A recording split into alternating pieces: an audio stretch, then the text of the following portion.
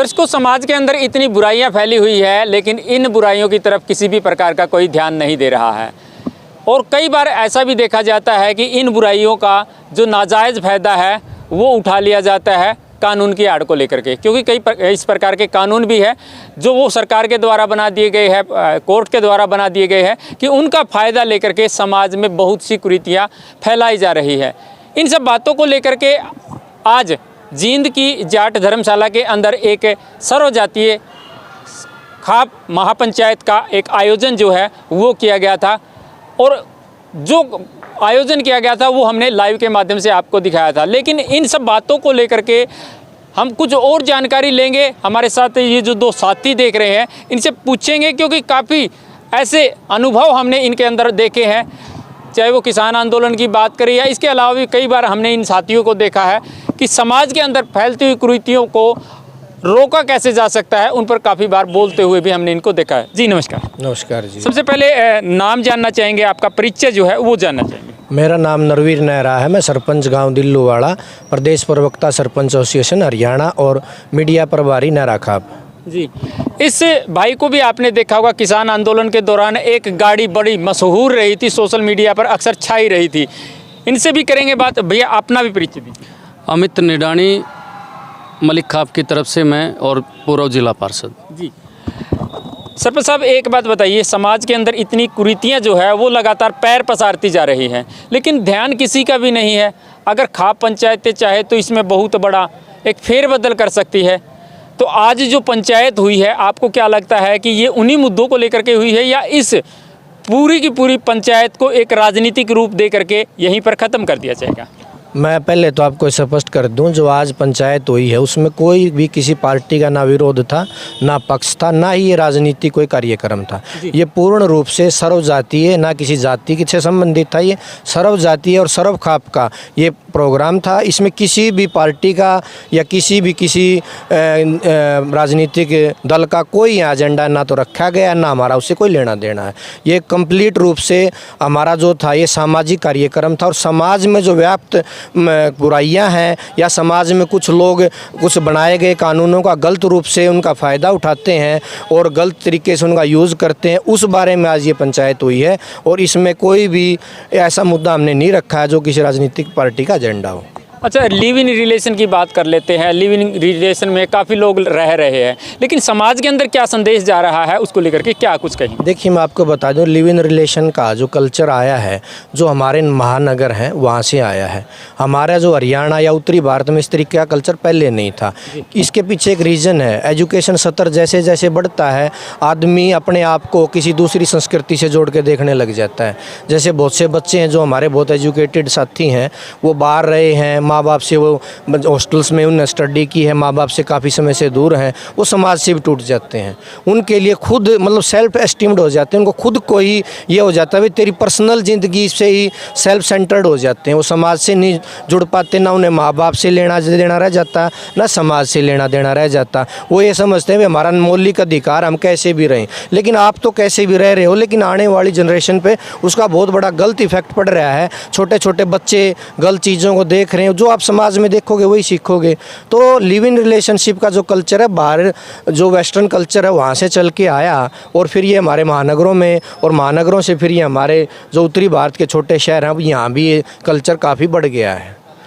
ये मैं इसमें एक बात और कहना चाहता हूँ, इसकी रेमेडी यही है, जैसे एजुकेशन हमारी ना, एजुकेशन सिस्टम इस तरीके का हो गया, हमारी एजुकेशन पद्धति सिर्फ़ और सिर्फ हमारे को एक नौकरी पाने का साधन ही रह गई है। भाई हमें एजुकेटेड होने के बाद सिर्फ नौकरी मिल जाए, ये भौतिक चीज़ों की तरफ ले जाती है। एजुकेशन आपको ये नहीं सिखा पा रही कि भी आपको समाज के प्रति कैसा बिहेवियर होना चाहिए, माँ बाप के प्रति कैसा होना चाहिए, भाइयों के प्रति कैसा होना चाहिए, बड़े बुजुर्गों के प्रति कैसा होना चाहिए। तो ये हमारी मेन समस्या है। उसको दूर करने के लिए खाप पंचायतें भी यही सुझाव दे रही हैं, और हम सभी ये देना चाहते हैं कि गवर्नमेंट ने एक एजुकेशन के में मॉरल एजुकेशन नाम का एक सब्जेक्ट लगाया, जो कि कंपलसरी तो है, लेकिन उस पर कोई बाउंडेशन नहीं है, वो सिर्फ आप पास हो गए इतने तक ही सीमित है।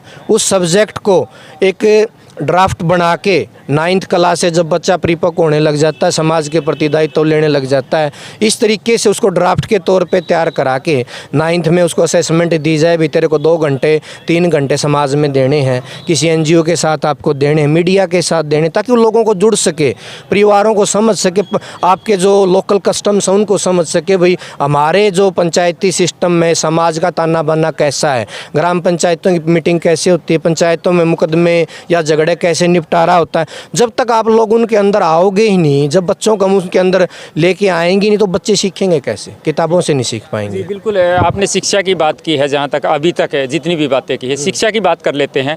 सरकार ने बड़े बड़े टैब दे दिए हैं बच्चों को, और आजकल सोशल मीडिया का ज़माना है, और उस ज़माने में देखा जा रहा है कि बच्चे किस तरफ जा रहे हैं, अपना कोई भी कंटेंट बनाते हैं, कुछ भी डाल देते हैं, तो उसको लेकर के क्या? देखिए, जो आपको भी नॉलेज है, जो गवर्नमेंट ने टैब दिए हैं वो सिर्फ एजुकेशन पर्पज़ के लिए दिए गए। हम ये कह दें कि भी गवर्नमेंट की पॉलिसी अच्छी नहीं हो, तो बड़ा अच्छी एक पहल है। कोई भी टेक्नोलॉजी आती है ना, उसका पॉजिटिव और नेगेटिव दोनों इम्पैक्ट होते हैं। वो आपका खुद का इंटेंट है, आप उसको पॉजिटिव लेके जाओगे या नेगेटिव लेके जाओगे। तो पेरेंट्स को इस चीज़ का ध्यान रखना चाहिए कि आपके बच्चे को जो फैसिलिटी गवर्नमेंट द्वारा प्रोवाइड की गई है फ्री ऑफ कॉस्ट, उसको आप मॉनिटर करो। वो 9th-10th के बच्चे, उनको इतना विवेक नहीं है आप क्या चीज़ गलत देख रहे हो, क्या ठीक देख रहे हो। तो इसमें लाइबिलिटी क्या आ जाती है? एक तो टीचर्स की, जो उनको मॉनिटर करें, और जो पेरेंट्स हैं वो भी मॉनिटर करें। और गवर्नमेंट से हम अपील करना चाहते हैं, जो टैब हैं उसको कंट्रोल्ड करना चाहिए, जो बच्चों के लायक कंटेंट ही उसमें खुलें। जो एक अडल्ट एज के बाद कंटेंट आप देख सकते हो, वो जैसे आप सॉफ्टवेयर आते हैं आजकल, वो उसमें सॉफ्टवेयर अपडेटेड होने चाहिए, ताकि वो सिर्फ और सिर्फ 18 साल से कम एज का जो कंटेंट है वही बच्चे उसमें देख पाएँ, अपने एजुकेशन से रिलेटेड ही काम कर पाएँ। और जो सोशल मीडिया का जो आप बार बार मैटर ले रहे हो, उसके लिए गवर्नमेंट को ना लाइबिलिटी गवर्नमेंट की ज़्यादा है, क्योंकि गवर्नमेंट रेगुलेट करती है इन चीज़ों को। उसके लिए गवर्नमेंट को सेंसरशिप लेके आनी चाहिए। अब यूट्यूब भी कब कुछ साथी यूट्यूबर चलाते हैं, उनका जो मर्जी हो कंटेंट दिखाते हैं, जो उनको अच्छा लग रहा है वो चलाते हैं, जो भाषा उनको अच्छी लग रही है वो यूज़ करते हैं। तो उसमें भी कुछ तो अपना नैतिक दायित्व, और कुछ सरकार को भी उस बारे में ध्यान देना चाहिए, चीज़ों सेंसर करना चाहिए। जी बिल्कुल, आपके पास भी आएंगे। आज जो पंचायत की गई है, आपको क्या लगता है इसमें जितने भी एजेंडे रखे गए, क्या उन पर प्रमुखता से काम किया जाएगा? देखिए, जिस प्रकार से आदरणीय बड़े भाई नरवीर सरपंच ने बताया है कि भाई एक इसको प्रोटोकॉल, एक कमेटी बना के इस प्रकार से एक प्रस्ताव तैयार किया जाए, और इसको एक एजुकेशन के एक ढांचे में इसको शामिल किया जाए। उसके बाद में एक अच्छी अवेयरनेस आएगी सोसाइटी के अंदर। जब बच्चा एक परिपक्व होना शुरू हो जाता है, वो अच्छी चीज़ें पढ़ेगा तो उसका दिमाग ऑटोमेटिक अच्छा होगा। पहले जब राजा महाराजाओं के समय की जो विरासती जो चीज़ें थी उस टाइम पे, वो अपने बच्चों को धनुर्धर योद्धा बनाने के लिए, पराक्रम देने के लिए, उनको शिक्षा नीति और सारी चीज़ें सिखाने के लिए, रणनीति बनाने के लिए, कौशल एक ज्ञान देने के लिए उनको वो एक अच्छे ट्रेनर, एक अच्छी शिक्षा उनको एक दायरे के अंदर देते थे। तब जाके वो एक प्रखर अच्छे वक्ता भी बनते थे, अच्छे योद्धा भी बनते थे, अच्छे राजा भी बनते थे, अच्छे मतलब एक कुशल नीति, हाँ, हर लाइन में निपुणता हासिल करते थे वो। लेकिन वो चीज़ें आज कहाँ हैं? ख़त्म कर दी गई हैं। क्या पढ़ाया जा रहा है हमें? क्या दिखाया जा रहा है? क्या चलाया जा रहा है? फिलहाल समाज में हमारी खापों का बहुत बड़ा एक योगदान है, और बहुत पुराने समय से खाप पत्ती चली आ रही है। ये परंपराएं तो अभी आई हैं। राजनीतिक जो देश के अंदर संरचना हुई है, कब हुई है? अब बाद में हुई। इससे पहले तो हमारे देश के अंदर खापों का पूरा एक विस्तार था। खापों के एक अधीन सिस्टम होता था, खाप होती थी, उसके बाद में ठोलेदार होते थे, तपे होते थे, बारे होते थे, चौगामे होते थे, पंचग्रामी होती थी, गाँव का होता था, गाँव के अंदर फिर पान्ने होते थे, वो सारी चीज़ें कुणबे होते थे। एक धीरे धीरे करके पूरा बंधन था। कोई भी गलत चीज़ फैलती थी तो पूरा समाज उसको रोकता था खापों के द्वारा। आज वही पहल की है यहाँ पे खाप चौधरियों ने। लेकिन इसका देखो, जो सरपंच साहब ने बताया ना, इस विषय पे अगर खाप पे और ये कमेटी काम करेगी ना, मैं 101% कहता हूँ कि समाज के अंदर एक अच्छा मैसेज आएगा। जी बिल्कुल। सरपंच साहब, जैसे भाई साहब ने बताया कि किसी भी प्रकार की कुरीति होती थी तो खाप पंचायतें उनको रोकने का काम करती थी। आज की अगर बात करें तो कुछ लोग ऐसे हैं सोशल मीडिया पर अपने चैनल बना लेते हैं, अपना खुद का कंटेंट तैयार करते हैं और इतनी अश्लील वीडियो डालते हैं। एक नहीं, दो नहीं, सैकड़ों, हज़ारों, लाखों, करोड़ों कंटेंट आपको ऐसे मिल जाएंगे। क्या कहेंगे उन पर? ये खाप पंचायतें जो है किसी प्रकार का अंकुश लगा पाएगी या लगाने की कोशिश करेगी? देखिए, मैं आपको पहले भी ये चीज़ क्लियर कर चुका हूँ। ये खाप पंचायतों के दायरे में ये चीज़ें नहीं आती। हम तो समाज में एक अवेयरनेस फैला सकते हैं, हम बाउंड नहीं कर सकते।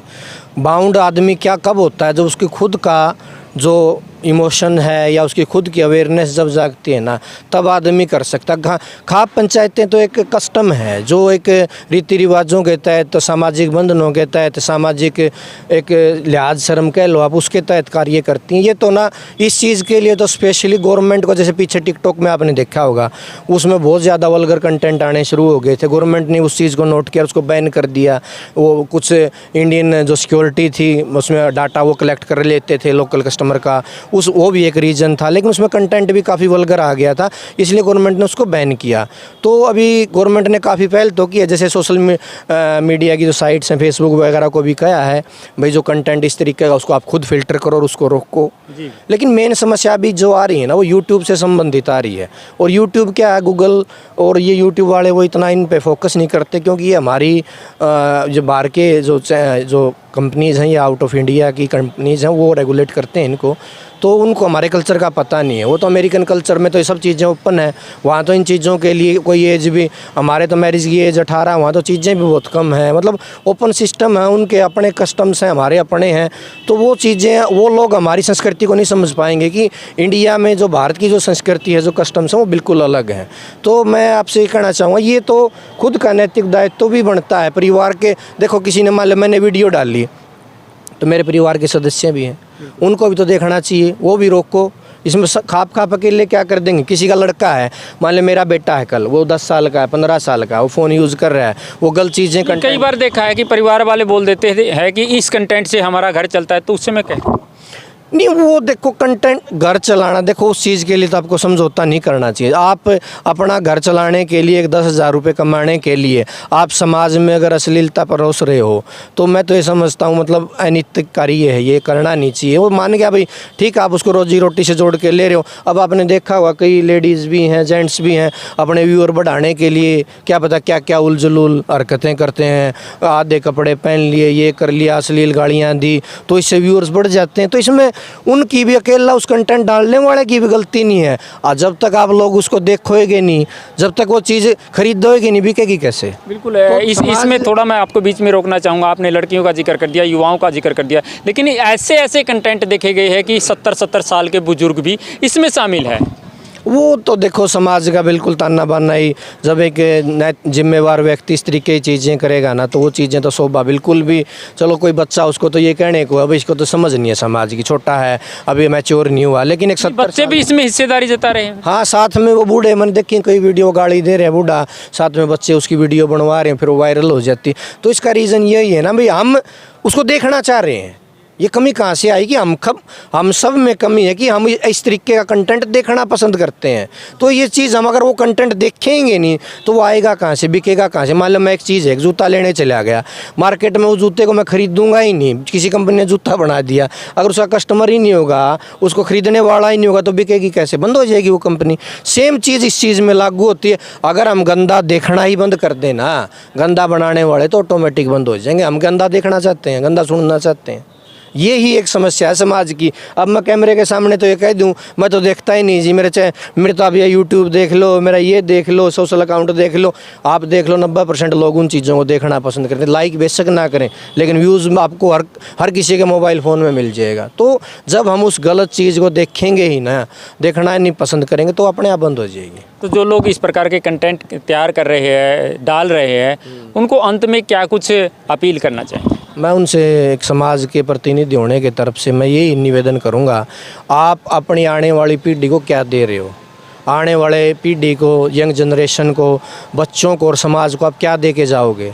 देखिए, आप किसी समाज में पैदा हुए हो, चाहे किसी भी समाज में, जाति धर्म में आप पैदा हुए हो, आप वहाँ पढ़े बड़े हो, आपने वो कल्चर देखा है, तो आपकी एक नैतिक जिम्मेवारी बनती है अपने कल्चर को लेके आगे जाओ, अगली पीढ़ियों को सौंपो। और जो जाति धर्म या जो समाज अपनी जड़ों से टूट जाता है, वो समाज नष्ट हो जाता है। ये कभी देख लो, जिस समाज ने अपना कल्चर छोड़ दिया और दूसरे की नकल करने चल पड़ा, वो समाज बिल्कुल नष्ट हो जाता है। तो मैं सभी भाइयों से, सभी से निवेदन करता हूँ, एक अच्छी चीज़ है सोशल मीडिया, एक दूसरे से कनेक्टिविटी का साधन है और लोगों से जुड़ने का एक साधन है बहुत अच्छा, और इससे रोज़गार के साधन भी मिले हैं लोगों को। लेकिन मैं सभी यूट्यूबर से और सभी साथियों से यही निवेदन करूँगा कि आप ऐसा कंटेंट कंटेंट डालो, आपके व्यूअर भी बढ़ें और समाज में भी उसका अच्छा मैसेज जाए, ताकि समाज में आपको अच्छे नाम के तौर पे आपको लोग देखें और अच्छी आपके प्रति, समाज के प्रति आपकी जो जिम्मेवारी हो वह हो। धन्यवाद। धन्यवाद जी। तो एक भाई बड़ी अच्छी जानकारी आज आप लोगों को लेकर के दे करके गए हैं। अगर आप इस वीडियो को अंत तक देख रहे हैं तो मुझे लगता है कि आप अगर सभ्य समाज की नींव रखना चाहते हैं तो इस वीडियो को ज़्यादा से ज़्यादा शेयर अवश्य कर पाएंगे। तो लगातार इसी प्रकार से बने रहिएगा हमारे साथ। हम तमाम मुद्दों की अपडेट को लेकर के आपके बीच में आते रहेंगे अपने सहयोगी के साथ। मैं आपका साथी नरेश कुमार।